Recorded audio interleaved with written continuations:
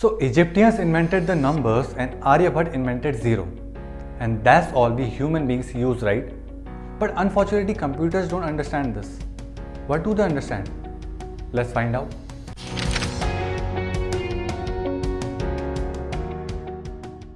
तो सबसे पहले हमें ये समझना होगा हम ह्यूमन बींग्स जो नंबर्स यूज़ करते हैं हमारे नंबर सिस्टम से वो होते हैं 0 to 9, राइट। ये नंबर्स हम किसी चीज़ को क्वांटिफाई करने के लिए यूज़ करते हैं, यानी कि किसी चीज़ की क्वांटिटी डिसाइड करने के लिए यूज़ करते हैं। अब 9 के बाद जो नंबर्स आते हैं जैसे 10, 11, 12 या 100, 500, क्या ये एक इंडिविजुअल नंबर्स हैं? नहीं।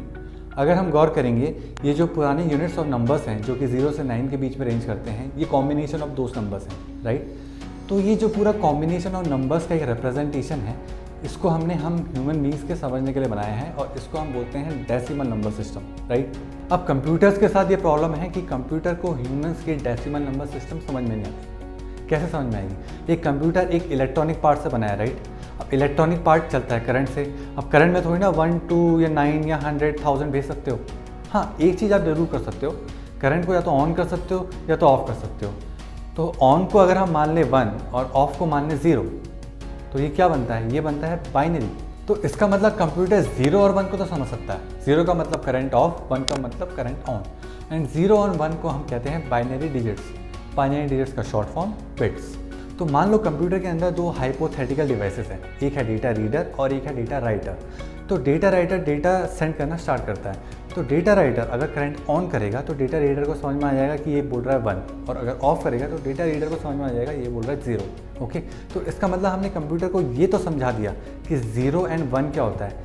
अब क्वेश्चन करते हैं कि कंप्यूटर को 0 एंड 1 के अलावा बाकी नंबर कैसे समझ में आएंगे। तो अगर हम ह्यूमन बींग्स 0 से लेके नंबर की जो यूनिट्स होती हैं इनको कंबाइन करके हम बाकी नंबर्स बना सकते हैं, जैसे 10, 100, 1000, 555 वटेवर। तो क्या हम बाइनरी डिजिट्स 0 और 1 को कंबाइन करके बाकी मीनिंगफुल डेटा नहीं बना सकते? कंसिडर करते हैं डेसिमल नंबर का एग्जांपल। हम नंबर्स यूज़ करते हैं 0 to 9। अगर हम इनको एक बार कंबाइन करें तो टेंस में जितने भी नंबर होते हैं 10, 11, 12, 20, 30, 40 से लेके 99 तक, ये सारे के सारे नंबर बन जाते हैं, राइट।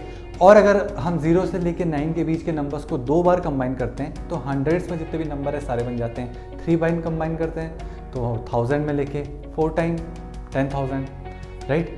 तो सिमिलरली अगर हम बाइनरी डिजिट्स को कंबाइन करें जैसे 10, 11, 100, तो ऐसे हम बहुत सारे कॉम्बिनेशन बना सकते हैं और ऐसे बहुत सारा मीनिंगफुल डेटा बना सकते हैं। तो जब हमने डेसिमल नंबर सिस्टम में कॉम्बिनेशन ऑफ नंबर्स बनाए तो हमने जो यूनिट्स और नंबर यूज़ किए थे वो थे 0 to 9, यानी कि total 10 numbers, right.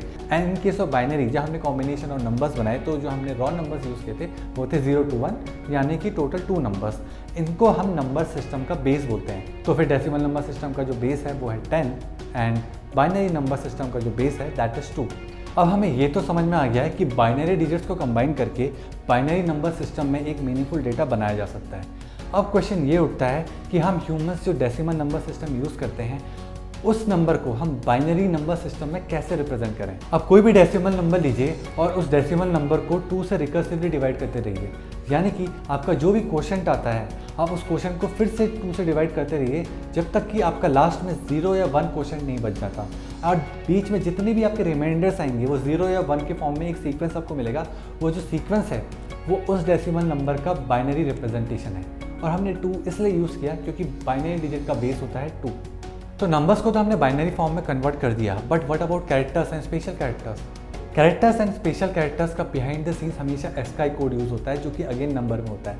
So now we can easily convert them into binary form as well, right. तो कोई भी यूज़र डेटा होता है उसका एक बाइनरी रिप्रेजेंटेशन जरूर होता है।